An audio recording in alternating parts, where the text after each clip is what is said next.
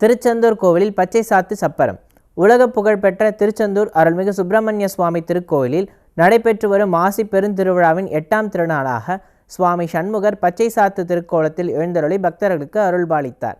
முருகப்பெருமானின் அறுபடை வீடுகளில் 2ஆம் படை வீடான திருச்செந்தூர் அருள்மிகு சுப்பிரமணிய சுவாமி திருக்கோவிலில் மாசி திருவிழா கடந்த 21ஆம் தேதி கொடியேற்றத்துடன் கோலாகலமாக துவங்கியது. தொடர்ந்து 12 நாட்கள் வெகு விமர்சையாக நடைபெறக்கூடிய இந்த திருவிழாவில் நாள்தோறும் சுவாமி குமாரவிடங்கர் தேவயானை அம்பாள் தனித்தனி வாகனங்களில் எழுந்தருளி வீதி உலா வரும் நிகழ்ச்சி நடைபெற்று வந்தது. தொடர்ந்து திருவிழாவின் முக்கிய நிகழ்ச்சிகளில் ஒன்றான 8ஆம் திருநாள் பச்சை சாத்து திருக்கோலம் வெகு விமர்சையாக நடைபெற்றது. இதனையொட்டி மேலக்கோவிலில் சுவாமி சண்முகர் வள்ளி தெய்வயானை அம்பாளுக்கு சிறப்பு அபிஷேகம் நடைபெற்றது. 1000 லிட்டர் பால், 2000 கிலோ மதிப்பிலான மாதுளை, ஆரஞ்சு, பலாப்பழம், வாழைப்பழம் மற்றும் மாம்பழம் உள்ளிட்ட பல்வேறு பழ வகைகளில் அபிஷேகங்கள், பஞ்சாமிர்தம், சந்தனம், மஞ்சள், விபூதி, தயிர் மற்றும் மாப்பொடி உள்ளிட்ட 36 வகையான சிறப்பு அபிஷேகங்கள் நடைபெற்றது. தொடர்ந்து கும்ப அபிஷேகம் நடைபெற்று தீபாராதனையும் நடைபெற்றது.